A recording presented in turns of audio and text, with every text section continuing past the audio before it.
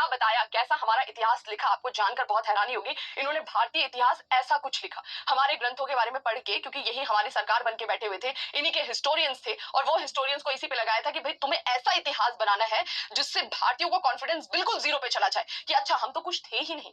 आप समझ पा रहे हैं? मतलब आपको अपने इतिहास पे कब गौरव होता है, जब आपको उसके बारे में पता लगेगा ना। लेकिन यहाँ पर ऐसा इतिहास बताया गया था कि भारतीयों के अंदर में हीन भावना आ जाएगी। ओके, तो ये था टोटल निष्कर्ष जिसके बारे में आपको पढ़ाने वाली हूँ। तो जो ब्रिटिश हिस्टोरियंस है उन्होंने ये बोला कि प्राचीन भारत के जो लोगों का इतिहास है, हमें जब इस इतिहास के बारे में हम पढ़ते तो हमें पता लगता है कि प्राचीन भारत के जो लोग थे ना, इन्हें तिथि का ज्ञान ही नहीं था, इनको एक्चुअल डेट्स वगैरह के बारे में कुछ पता ही नहीं था। इनका ऐसा कहना था कि प्राचीन भारत के जितने लोग थे एंशिएंट टाइम पीरियड के, इनको एग्जैक्ट डेट तक नहीं पता था, इनको कालक्रम तक नहीं पता था। इन्होंने बोला हमने तुम्हारे इतिहास की पुराने ग्रंथों को उठाकर पढ़ा है, वहां पे डेट्स की क्लैरिटी नहीं है। ठीक है, फिर आगे बोलते हैं कि भारतीय स्वेच्छाचारी शासन के आदि रहे। इन्होंने बोला कि भारत में बहुत लंबे समय से, इन्होंने हवाला दिया इसका एंशिएंट टाइम पीरियड के रूलर्स का, अशोका हो गए, गुप्ताज हो गए, तो भारत में स्वेच्छाचारी शासन पुराना चलता आया है। तो अगर आप हमारे शासन के खिलाफ हो तो ये तो भारत का इतिहास रहा है, भारत में पहले से ही इसी तरीके से रूल किया जा रहा है, और अपने रूल को इन्होंने क्या ठहराया, वैलिड ठहराया। फिर बोल रहे हैं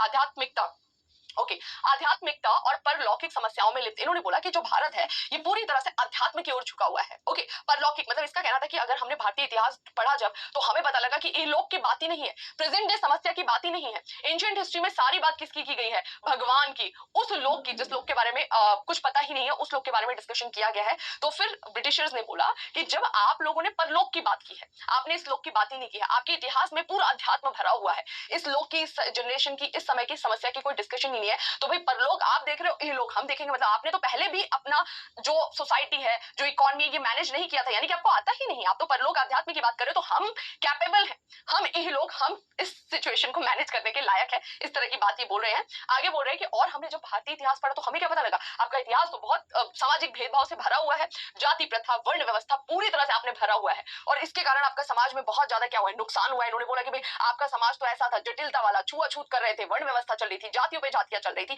ऐसा ये ठहरा रहे और हमें हीन दिखा रहे हैं। फिर इन्होंने बोला राष्ट्रीय भावना तो आपके अंदर कभी थे ही नहीं, और ना स्वशासन का अनुभव था। इन्होंने बोला कब हुआ स्वशासन, इन्होंने बोला कि स्वशासन तो था ही नहीं। मगध महाजनपद, अशोका या मौर्यन हमें दिखाई दे रहे हैं, पोस्ट मौर्यन दिखाई दे रहा है, गुप्तास दिखाई दे रहे, पोस्ट गुप्ता दिखाई दे रहे, तो बोल रहे सब में तो राजा महाराजा ही है। ठीक है, स्वशासन तो है ही नहीं, गणतांत्रिक व्यवस्था तो है ही नहीं जिसकी आप डिमांड करते हैं कि भाई हम वोट डालें, हम चुने अपना राजा, तो है ही नहीं ऐसा। आपके यहाँ पर तो कोई ऐसी व्यवस्था ही नहीं थी कि लोग चुन रहे हैं, या कोई कानूनी दस्तावेज है, कोई लिखित दस्तावेज है, कोई संविधान जैसा स्ट्रक्चर है, नहीं। इन्होंने बहुत क्लियरली बोला कि ये तो भारत का इतिहास रहा है, कि ना तो नेशनलिज्म की फीलिंग थी, अगर ऐसा होता तो भारत एक होता, लेकिन हमें दिखाई दे रहा है नॉर्थ में गुप्ताज रूल कर रहे हैं, साउथ में हमें दिखाई दे रहा है कोई और रूल कर रहा है। समझ में आ रहा है, वाकटक हो गए। तो ये